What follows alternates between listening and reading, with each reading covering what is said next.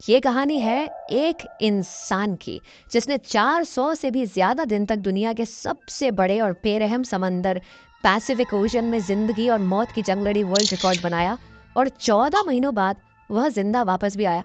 लेकिन आते ही ऐसा क्या हुआ कि उसको जेल जाना पड़ गया। जानते हैं इस वीडियो में पूरी कहानी।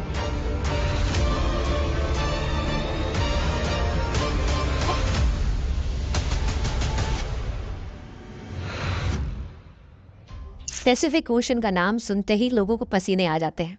देखे पूरी दुनिया में 71% पानी है जो डिवाइडेड है 4 ओशन में, जिनके नाम है Atlantic, Pacific, Indian and Arctic. सबसे बड़ा ओशन पैसिफिक है। ये इतना बड़ा है कि जमीन का कुछ हिस्सा जो 165 मिलियन स्क्वायर किमी बनता है, ये अकेला ओशन 148 मिलियन स्क्वायर किमी को निकल सकता है। इस ओशन पर कुछ ही आइलैंड्स हैं जो बहुत ही छोटे हैं और कुछ तो ऐसे आइलैंड्स हैं जिन पर आज तक कोई इंसान जा भी नहीं सका। अब अगर गलती से भी कोई इंसान पैसिफिक ओशन में गुम हो जाए तो उसको ढूंढना तकरीबन नामुमकिन है। पैसिफिक ओशन में 14 महीनों तक जिंदा रहने वाले इंसान का नाम था जोश सल्वाटोर एल्वारेंगा। इस इंसान के पास 7 फुट की छोटी सी बोट थी जिस पर सीधा लेटा भी नहीं जा सकता था, और यह बंदा 1 साल से भी ज्यादा इस बोट पर जिंदा भी रहा। समंदर की बेरहमी का भी मुकाबला किया और वर्ल्ड रिकॉर्ड भी बनाया जो आज तक कोई और इंसान तोड़ भी नहीं सका। जोश सिर्फ अपनी किस्मत से मजबूर था कि वह इस पत्थर मुश्किल में फंस गया। यह बात है 2012 की। हौजे 36 साल का एक एक्सपीरियंस मचेरा था जो मेक्सिको के एक गांव कोस्टा अजुल में रहता था। 17 नवंबर 2012 में जोश और उसका एक साथी मिलकर फिशिंग करने निकलते हैं। रोज की तरह अपनी 7 फुट की छोटी सी बोट पर इस बोट पर ज्यादा दूर जाकर मछली नहीं पकड़ सकते थे क्योंकि बोट बहुत छोटी थी जिस पर एक इंजन और एक ही फ्रिज था, तो यहाँ कुछ ही मछलियां पकड़ सकते थे। दोनों ने 30 घंटे में वापस आने का फैसला किया। दोनों निकल पड़ते हैं। मेक्सिको के किनारे से 120 किमी दूर अपना जाल समंदर में बिछा रहे होते हैं कि अचानक एक खतरनाक समुद्री तूफान उनको अपनी तरफ आता नजर आता है। वक्त बचाने के लिए वो जाल को भी वहीं छोड़ देते हैं और बोट को फुल स्पीड पर भगाते हैं। मुसलसल 6 घंटों तक वो किनारे से सिर्फ 20 किमी ही दूर थे कि बोट का इंजन अचानक खराब हो जाता है।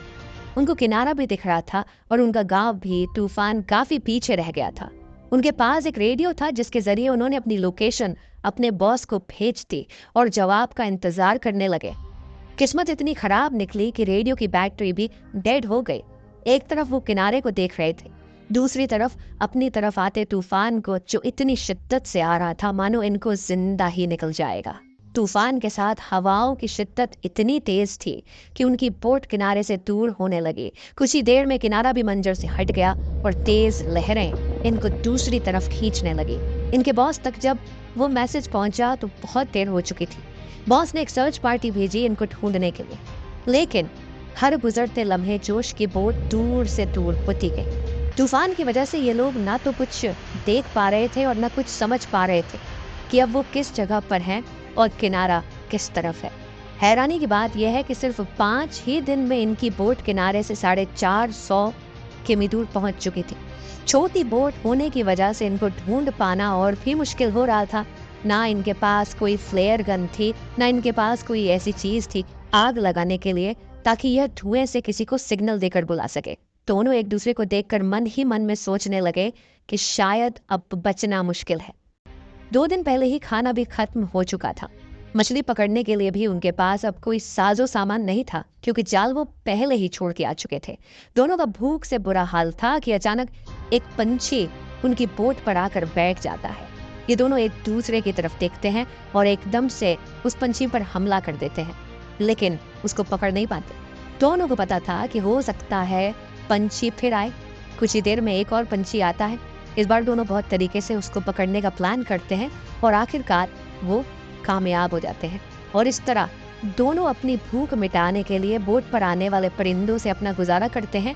समंदर का खारा पानी पीने से इंसान की मौत हो सकती है, इस वजह से उन्होंने बारिश के पानी को प्लास्टिक की बोतल में स्टोर करना शुरू कर दिया जिसको पीकर वो जिंदा रहते थे। लेकिन जब बारिश ना पड़ती तब वो प्यास बुझाने के लिए मछलियों और टर्टल्स का खून पीते थे, लेकिन वो भी तब जब वो उनको पकड़ने में कामयाब हो जाते थे। दिन गुजरते गए, और फिर महीने ये दोनों जिस मेंटल टॉर्चर से गुजर रहे थे वो इमेजिन करना भी हमारे लिए बहुत मुश्किल है। आखिरकार जोश का साथी ये टॉर्चर बर्दाश्त ना कर सका और 4 महीनों के बाद उसने सुसाइड कमिट कर लिया। और अब बोट पर सिर्फ जोश अकेला था और उसके चारों तरफ पानी ही पानी था, जिसको देखकर उसको जिंदगी की कोई उम्मीद बाकी नहीं नजर आ रही थी। लेकिन अपने हालात से तंग आकर वो जैसे तैसे जिंदगी गुजारने लगा। मैप्स में देखा जाए तो एक अंदाजे के मुताबिक फौजे पैसिफिक ओशन के इस हिस्से में मौजूद था, जिसको दुनिया का खामोश तरीन हिस्सा माना जाता है, क्योंकि यहाँ से सिर्फ कार्गो शिप्स ही गुजरती है। मैक्सिको के किनारे को छोड़े 6 महीनों से भी ज्यादा हो चुके थे और इस दौरान जोश ने अपने साथी को भी खो दिया था। इस वजह से वो काफी ज्यादा फ्रस्ट्रेट हो चुका था। एक दिन जोश को दूर समंदर में एक कार्गो शिप नजर आती है। पिछले 6 महीनों में ये पहली शिप उसको नजर आई थी और ये मंजर देखते ही उसमें जिंदा रहने की उम्मीद फिर से वापस आ गई।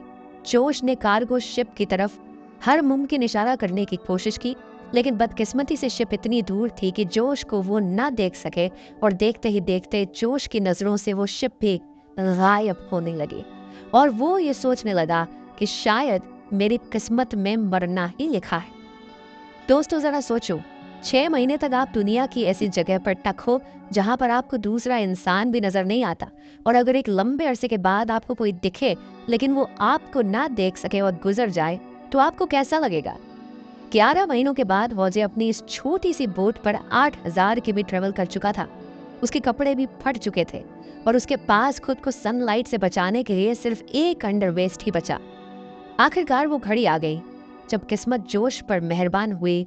फाइनली 439 दिन बाद 30 जनवरी 2014 को उसे अपने आसपास नारियल तैरते हुए दिखाई दिया और आसपास कुछ पंछियां भी मंडरा रही। ये नजर देखकर वो समझ गया कि आसपास कोई आइलैंड जरूर होगा।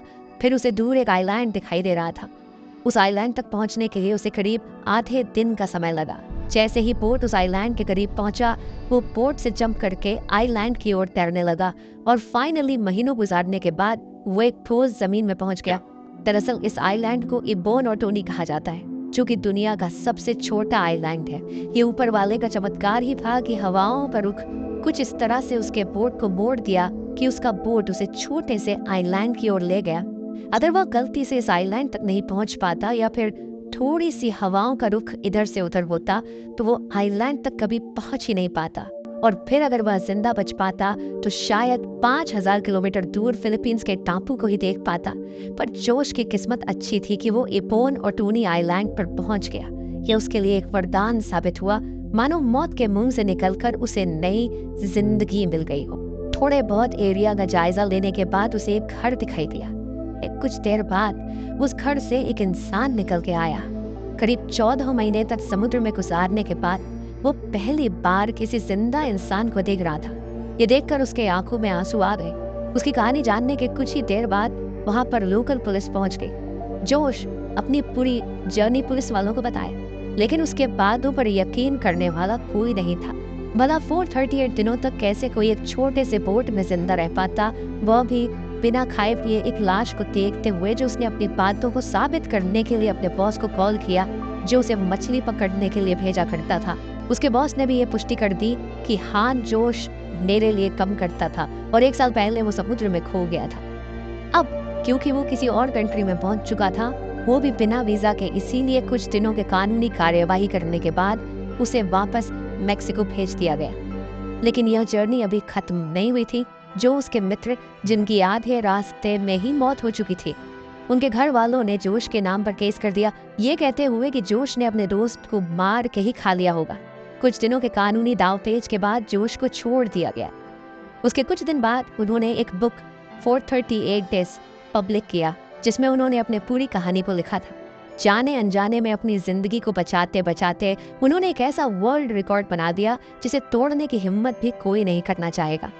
जोश की कहानी हमें इस तरह प्रेरित करती है कि जिंदगी में चाहे कितनी भी मुश्किलें आ जाएं, हर मुश्किलों का समाधान जरूर होता है। वीडियो एंड तक देखने के लिए शुक्रिया। मिलते हैं अगले वीडियो के साथ।